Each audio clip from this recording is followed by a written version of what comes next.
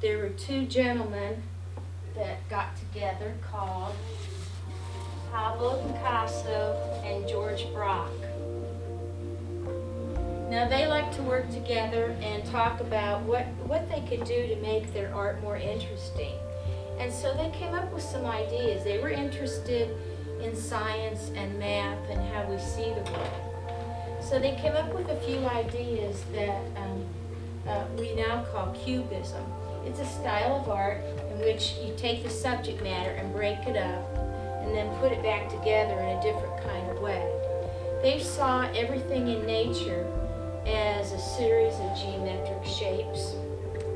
So your eye is a geometric shape, the nose, and so on. And they started doing all their imagery in this kind of broken up kind of form that now is called cubism.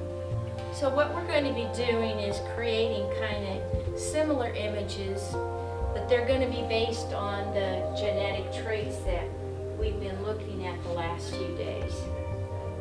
Can somebody tell me what one of the traits are? Yes.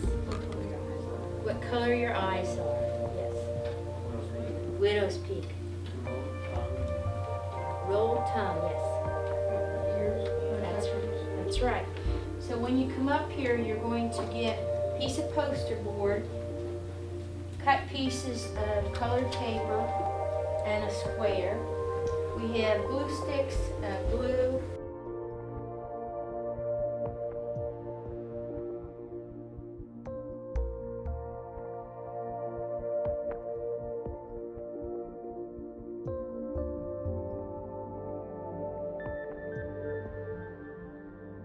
And students were able to take the information that they learned last year about dominant and recessive genes and then in a way to review it and to apply it to their lives in terms of what genes they had in their parents.